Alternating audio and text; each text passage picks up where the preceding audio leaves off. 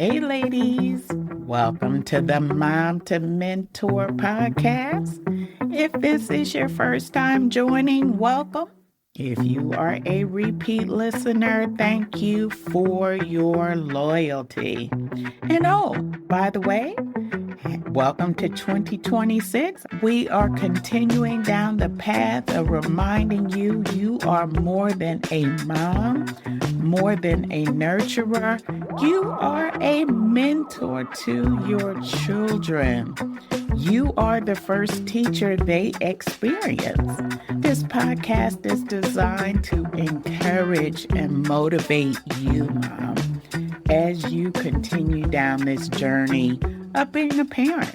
And if there's some fellows listening, hey, you are also welcome as well. Although this is designed for moms, but you're welcome. You may be able to extract some of the information that I share and apply it to your own parenting skills. And again, any way that this podcast can benefit you with your parenting, I'm for it 100%. What am I talking about today? We're still planting character seeds, and I just think that's still a vital part of teaching our children about different behaviors that they're going to encounter throughout life and how to handle them. And I hear you, Mom. You're saying, you know what? I'm not a teacher and I'm not sure how to go about this. That's why I'm doing this, to hopefully assist you with how you engage with your children and when you should engage with your children about specific topics. This can also benefit you, Mom, and also drive you to critical thinking when it comes to different behaviors. And once you apply these behaviors to yourself, then guess what? Now you're going to be an effective teacher to your children or to your child. What am I talking about today? We are talking about conflict resolution. I'm just going to be very honest. I am so tired of people attempting to resolve issues through violence. I promise you there's an easier way. It really is. And let me remind you, moms, abuse is not okay ever to you or to your children. And let me also say this. Nobody should be putting hands on anyone. That means, Mom, if you have your boo in the house or the baby's father and you have a disagreement with him, don't lay your hands on him. Okay? Just don't. Either one. Nobody should be laying hands on anybody, especially if you're an adult. Now, children, they require correction at times, and sometimes you have to use your hands to correct that behavior. But as adults, we don't touch each other. Learn to walk away. And that's what I want to talk about today. Another way to address those issues without violence, without physical touch, because these alternate solutions work. What is conflict resolution? It is the process of settling disagreements peacefully with two or more parties.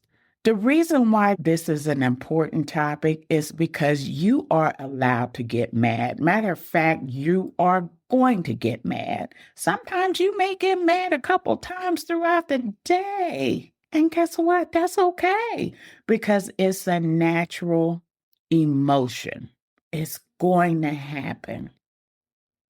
Whether you're out and about in public and someone walks in front of you, or if you're driving and someone cuts, you're going to get mad. Yeah. And some people result into road rage. And guess what? Sometimes it's just, you know what? I ain't even going to acknowledge that behavior. I'm going to keep moving. I'm going to call you a name, but I'm going to keep moving so that it doesn't interrupt your entire day.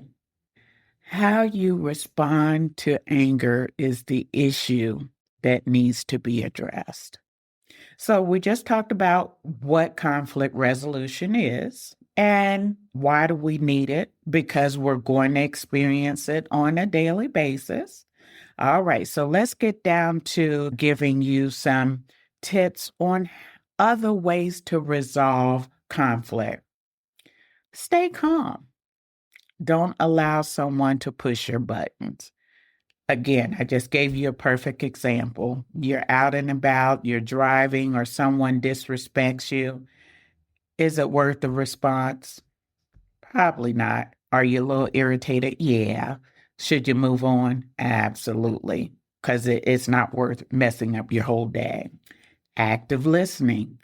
Listen to understand, not to respond. So if you're having conflict with someone, maybe your boo or your baby's father, and if fellas are listening, maybe your baby mama, hey, but we want to listen to understand why they're upset versus listening to respond.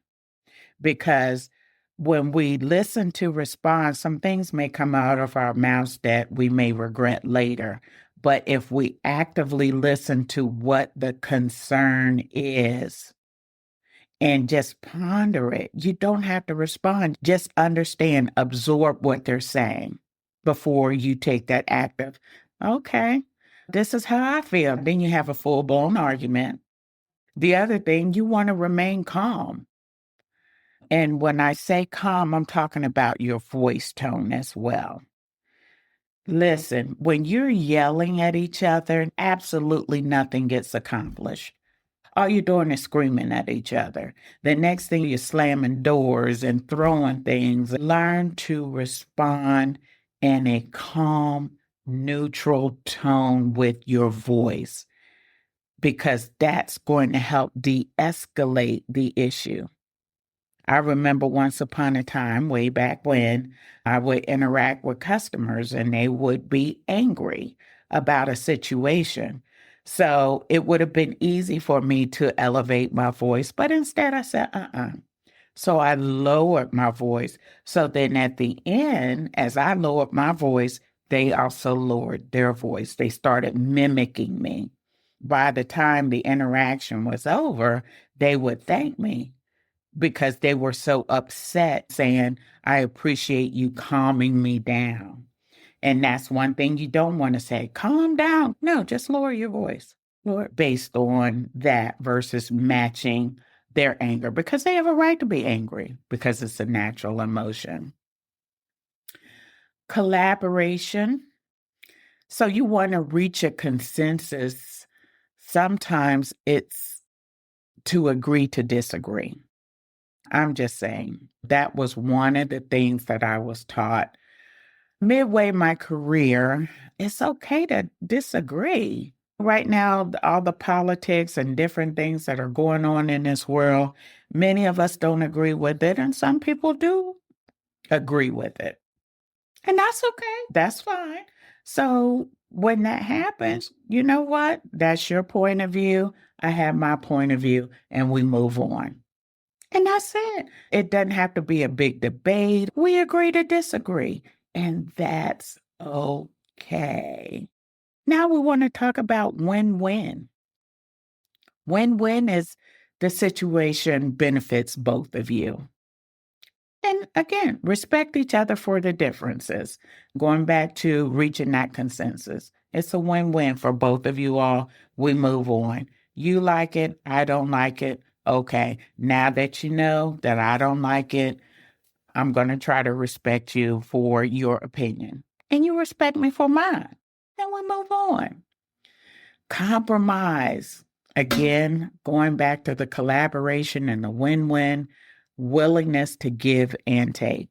That's what compromise is. Avoid the conflict, walk away. Matter of fact, a really good option. So if someone walks away and says, you know what, I'm not going to get into this with you today, I'm just not going to do it, respect that. Don't be talking about, I'm talking to you, what you walking away for? No, Because if that person is doing that, then they already know the benefits of conflict resolution, and you can resolve things in a different manner. So allow them to walk away without you saying, "Hey, wait a minute, come back here. I'm not finished yet." Because some discussions may not require a response. So respect that person if they choose to walk away from that discussion. Accommodating, just say okay and move on to resolve the issue.